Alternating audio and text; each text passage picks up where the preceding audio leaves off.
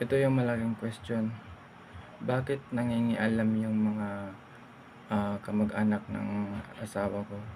So parang akala ko ba is yung pamilya lang niya. Bakit parang kinuyog na ako? Bakit parang sobrang conflict of interest na at intention na nila? Parang same dun sa kwento na binabanggit din ng asawa ko nung buhay pa siya.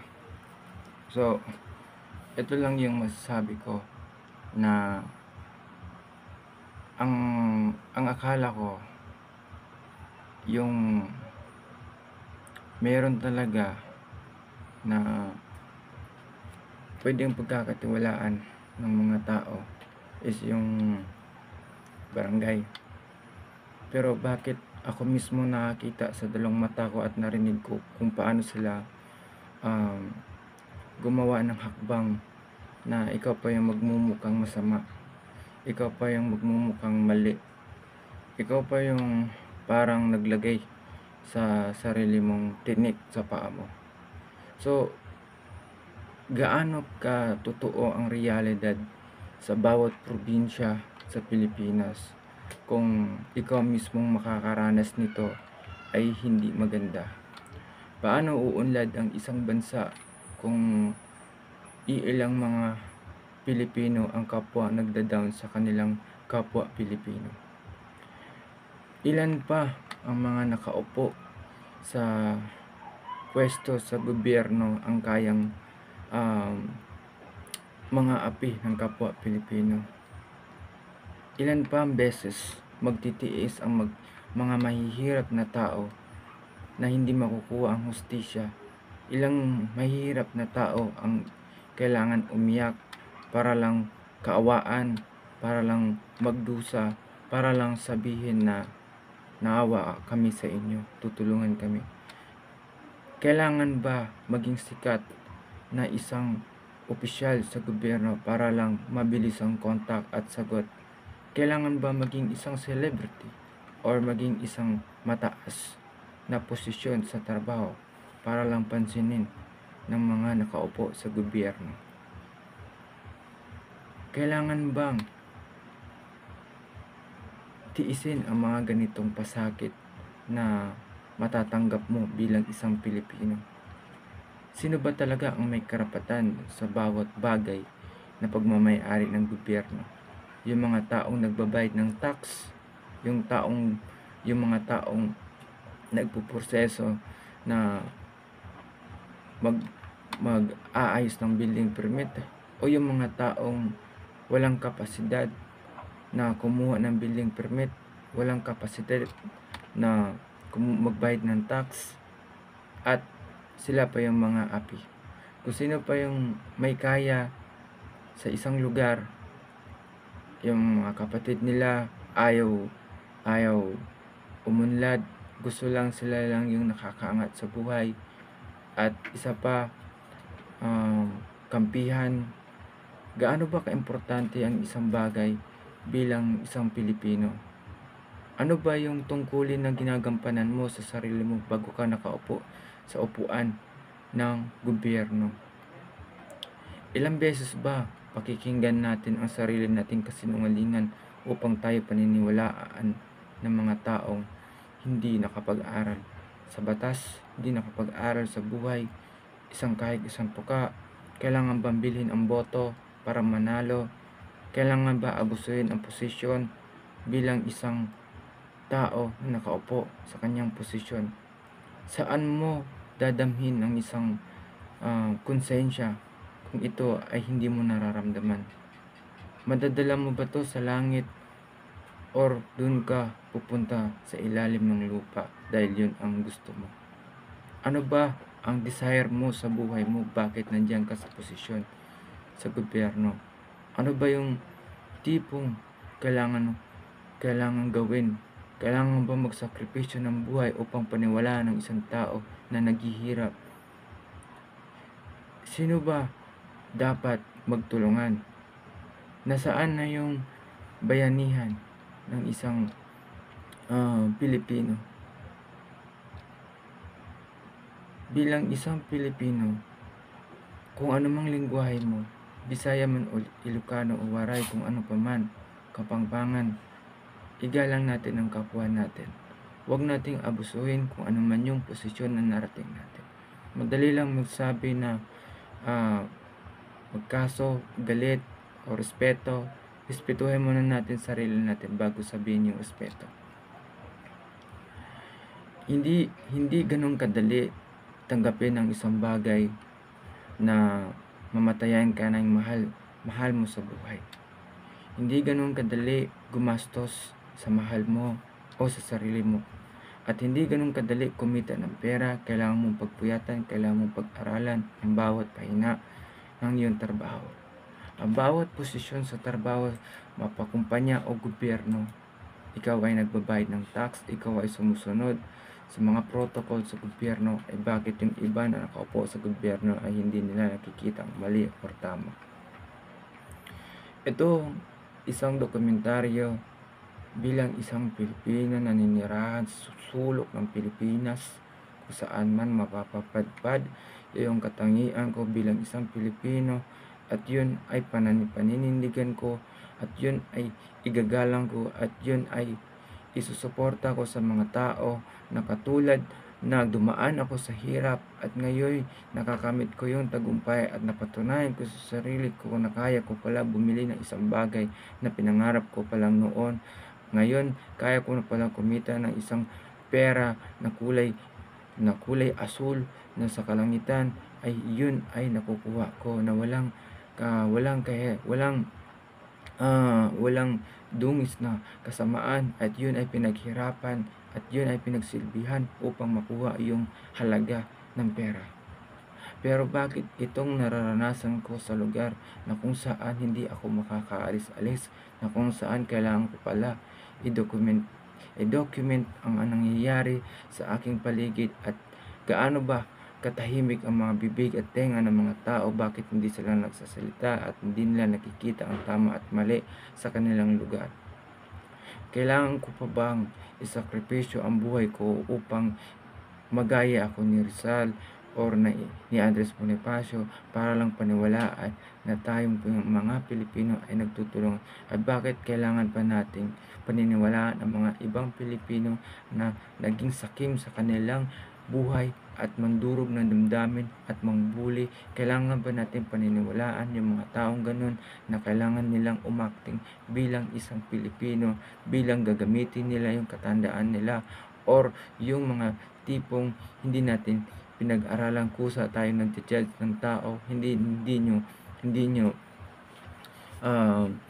ginagawa ang tama? Kailangan nyo bang sabihin na mas pipiliin nyo maniwala sa tao na nagsasabi na naghihirap? For example, kailangan ko ba maging lumpo para tawagan nyo ako may disability at unahin? Hindi nyo kailangan i-expect yung mga ganung bagay. Huwag tayong maging plastic, huwag tayong maging isang sakim na Pilipino. Gawin natin ang tama para sa mga taong nangangarap, upang tularan tayo at mangarap sila upang umunlad ang ating bansa. Hindi sa ganitong paraan, hindi sa makasariling paraan. Ito ay pinaka mahirap na desisyon, pero bakit hindi nyo nakikita sa sarili nyong mata? Oo, alam ko, meron kayong kontrata sa gobyerno, binoto kayo ng tao, bakit kailangan nyo gamitin yon para lang sa desisyon nyo, para lang sa mga mali-mali nyong mga sinasabi at nakakasakit kayo ng damdamin? Isang malaking bagay na siguro kaya nakarating ako sa ganitong posisyon sa buhay, kasi maraming mga tao na umaasa na magsasalita or pakinggan ng gobyerno ang kanilang hinaing, ang kanilang pangarap upang sila'y umahon sa hirap. Hindi mali ang maging magsasaka, hindi mali ang maging isang professional, pero mali ang mang-apak ng tao sa kapwa-tao. Hindi mo kailangan magparinig kung galit ka, hindi mo kailangan magmalapis kung hindi mo nakakamit yung mga pangarap mo. Aanin mo naman yung mga nakakamit mong pangarap kung sa sa masamang gawain mo pala nakukuha ito. Gaano ka lakas ang iyong konsensya na tinatapakan mo yung konsensya mo upang yung isang bagay ay hindi mo man lang na nasasabi na kaya kong ipagmalaki ito sa pamilya ko or sa sarili ko. Itong karangalan na ito bilang isang Tagalog na napadpad dito, bilang isang Bisaya na pinanganak sa lugar ng Bisaya, bilang isang Kapampangan na nag-aral sa lugar na kung saan naging mabuti or maayos or yun ay iba-iba. Kailangan ba natin mag-discriminate ng kapwa Pilipino natin dahil sa ibang boundary tayo? Ano bang karapatan mo humusga o mag-judge or sa base lang sa mga tama na naisip mo? Kailangan mo pa bang gamitin yun para lang maging isa kang matalino? Oo, nagsorry ako sa barangay, sa bono ng barangay dahil hindi ako pumunta. Una sa lahat, ang dami kong trabaho na kailangan kong ayusin. Ang daming pangarap ng asawa ko na hindi natupad. Pero hindi dahilan yun upang ako yung kinamuhian. Hindi dahilan yun upang ako yung husgahan. Hindi dahilan yun upang ako yung sasabihan na kabastos. Hindi nyo alam ang totoo kong buhay. At hindi nyo alam kung gaano kahirap mabuhay sa isang buhay na magsarili. Buhay na bilang independence. Buhay na nagbabayad ng tax sa tamang edad. Ang daming mga tao dyan na hindi nagbabayad ng tax sa gobyerno. Ang daming tao dyan na naging pabigat sa gobyerno. Puro lang reklamo. Ang daming mga tao dyan na nakaupo sa gobyerno na walang ginagawa, kundi pang sarili lang. Ngayon, saksi ako sa narinig ko, sa nakita ko. Ako, itong documentation na ito, ipupush ko lahat ng resources ko. Ipupush ko at documented to, makikita ng buong mundo na dating talaga sa point na doon sa mismong court, pakikinggan ko yung judge kung ano yung tama, pakikinggan ko yung judge kung ano yung nararapat, irerespeto ko yun, igagalang ko yung pinag-aralan niya, igagalang ko yung pwesto niya kasi pinaghirapan niya yun. Igagalang ko lahat. Bilang isang politics science na nag-aaral sa isang batas, igagalang ko ang judge. Ginalang ko ang barangay sa unang pagkakataon. Kinausap ko ang punong barangay sa kabilaan sa Bukayan sa Buanay. Ginalang ko sila. Pero bakit ako hinusgahan na hindi naman dapat husgahan? Kahit saan kayo magtatanong ng mga tao, ano bang nagawa kong mali? Ano bang kailangan ba talaga na mauna ka sa protocol? Kailangan ba mauna yung mga kamag-anak ng asawa ko dahil silang nauna at hindi ako kailangan mag-complain dahil sila ang nauna at sila yung nangharas at sila yung nanggipit at sila yung nambuli. So dapat pala sila yung uunahin. So ibig sabihin, ganun ba kabuluktot ang batas natin? Ilang mahihirap pa magdudurusa sa mga taong ito na nakaupo sa gobyerno. Ang masasabi ko lang, hindi ako kung mamatay man ako, isang karangalan sa akin yun. Isang karangalan sa akin yun na makarinig ang mga taong Pilipino na nagtatanim, na naging bakal bote, ng mga guro at OFW at mga katulong, mga small business owner na dumaan sa hirap. Isa lang sasabihin ko sa inyo, huwag kayong matakot. Huwag kayong matakot mangarap, huwag kayong matakot tuparin yung pangarap nyo. Huwag kayong matakot sa mga tao nang gigipit sa inyo. ipagdasal nyo ang sarili nyo, magpasalamat kayo na pagdating ng panahon na mamatay man kayo, ay isang karangalan nyo na hindi na kayo maghihirap. Para sa akin, handa na akong kung ano man ang kinaratnan ko ng buhay ko.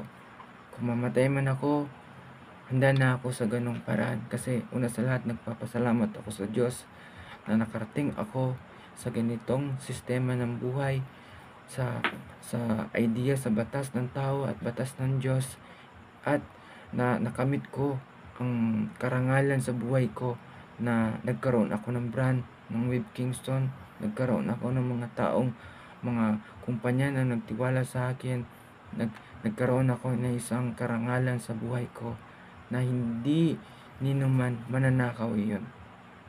So, kahit wala man akong anak, kahit wala man akong pamilya na nagsusuporta sa akin, marami namang mga tao nagsusuporta sa akin na alam nila na sila ay pagkakatiwalaan ko, sila ay biyayaan ko, kung ano man blessing na tatanggap ko, yun ang pinaka-the best para sa akin. Kasi nga, hindi ko pinagdadamot ang mga blessing na natatanggap ko, hindi ko pinagdadamot ang mga idea na nakamtan ko. Itong isang karangalan na tinayo ko sa sarili kong paa ay buhat ng isang experience ng isang batang magsasaka na isinilang sa bundok at ngayon nakaupo sa isang trabaho na pambihira lang marating ng mga tao.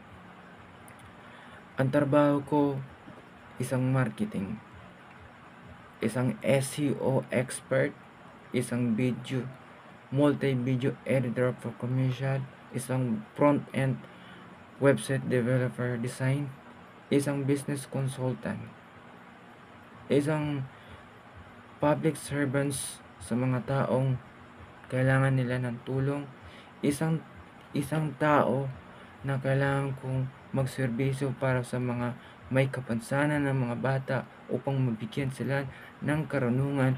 Kahit ganun lang kaliit ang maibigay ko, hindi na sila ibubuli ng mga nambubuli sa kanila.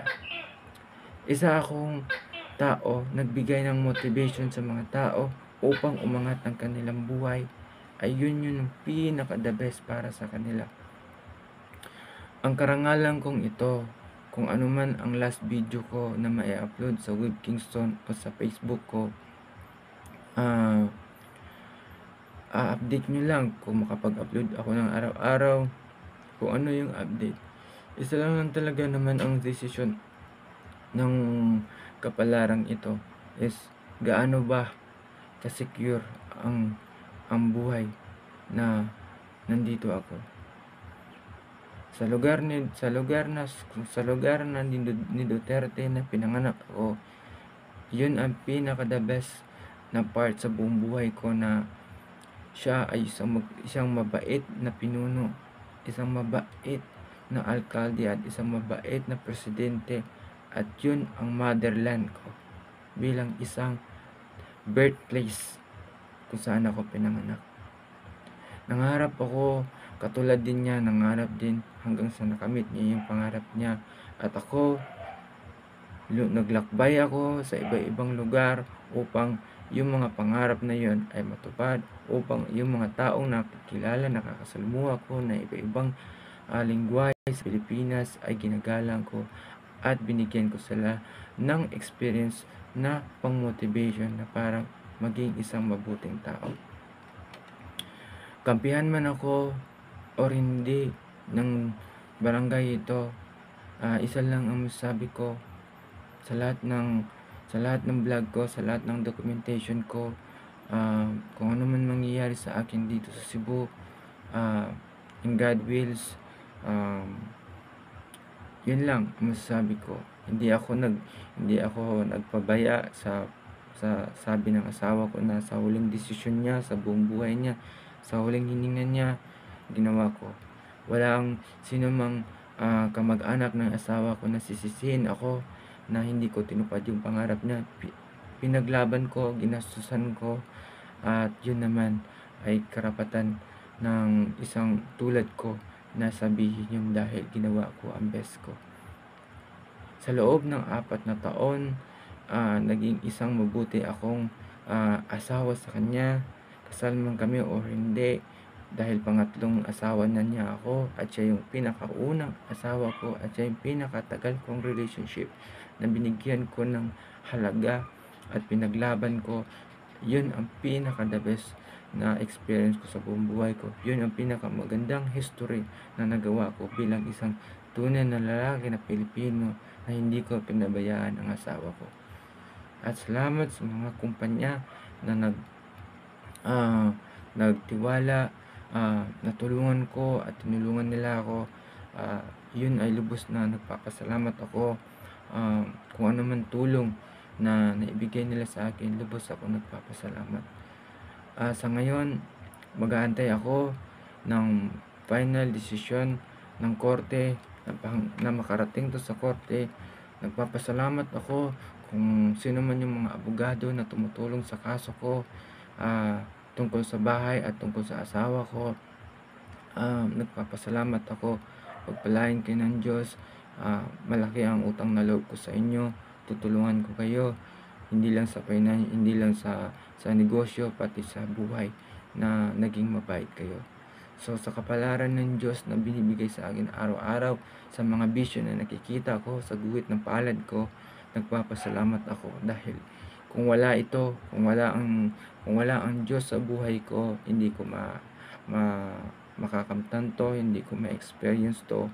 So mas gugustuhin ko magresolba ng mga ganitong problema or magsaya, kasi mas pipiliin ko na maging hardworking at maging isang good faith person sa kataas-taasan ng Diyos, dahil yun ay makikita ng mga tao sa vlog ko, sa uh, sa tama kong pasya, dahil hindi biro ang ganitong sistema ng buhay na bigla mo ma-encounter. At magpapasalamat kayo dahil meron kayong magulang na handang umaalala sa inyo. Advice ko lang sa inyo mga magulang, igalang ninyo ang inyong mga anak, kasal man o hindi, anak nyo man sa labas, bigyan nyo ng tamang halaga ang bawat desisyon nila. Huwag nyo abusuhin ang karapatan nila. Huwag nyo silang ikamuhi, huwag nyo silang itaboy, dahil ano pa, sinilang sila sa mundo tapos ganun lang ang gagawin ninyo. Katulad din sa magulang ko, kumbaga tinakwil man niya ako dahil sa gusto niyang dahil sa pagkakamali lang tatay ko na hindi naman ginusto. Pero wag na sanang maulit ng ganitong bagay, kasi nga wag niyong maliitin ang mga batang bagong silang na ganito ang kinatnan na broken family. Wag niyong ismulin ang mga batang broken family. Sila yung umaangat sa buhay. Sila yung nagpupursige kung ano ang totoong realidad. Ang yung mga hindi broken family, once na naging spoiled brat yun, na napabayaan, prowisyo yun sa bayan, dahil hindi nila alam kung anong hirap na dinanas ng isang totoong independent, isang totoong nagsisilbi sa bayan. Sabi ni Rizal, ang mga kabataan ang pag-asa ng bayan, pero iilan lang ang mga kabataan ang pag-asa ng bayan. Most of the time, mga broken family ang naging pag-asa ng bayan, nangarap, sumugal, nagpuyat, at yun ay natupad. So, sa 10,000 subscriber ko sa YouTube at 6.5 million na tao nanonood sa akin, na mga Pilipino, mga foreigner, nagpapasalamat ako sa inyo na naging totoo kayo, na natuto kayo sa buhay, na kung ano man na narating ko, hindi man lahat documented yung mga posisyon sa trabaho ko na pinagtatrabahoan ko, hindi ko man na-share buo. May i-share ko yun sa tamang panahon. May i-share ko lang kasi para umunlad ka sa sarili mong paa.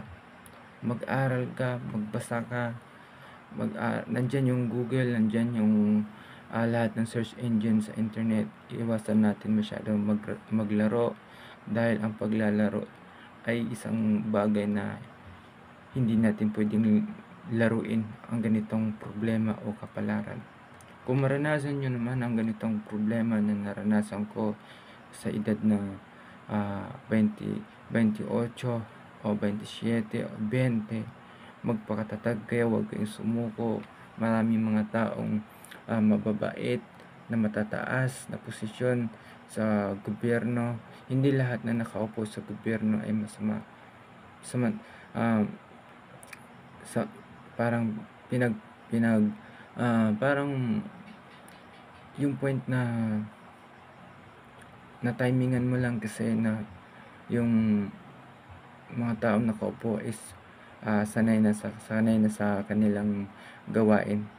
Most of the time sa mga nakaupo sa gobyerno, yung matagal na napaulit-ulit lang sa posisyon nila, ay sila yung hindi na nakakaramdam ng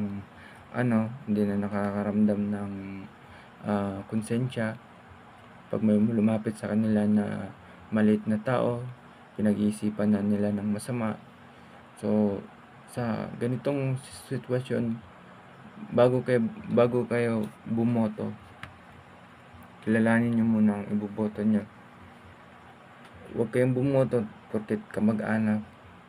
Pagdating sa huli, kayong kawawa. Kasi nga, yung kamag-anak pa mismong magda-down sa inyo. Hindi kayo unlad. So, isa lang masasabi ko sa inyo, itong ganitong sistema sa buhay ay isang aral, isang leksyon na hindi natin pwedeng ismulin, hindi natin pwedeng babaan yung expectation natin sa pangarap natin. Mas maganda, tuloy-tuloy lang tayo sa pangarap natin.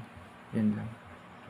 So kung ano man yung mangyayari, ipagdasal nyo na sana marami pa tayong matutunan, marami pa tayong masasaksihan ng mga tamang gawain dito sa lugar ng Cebu.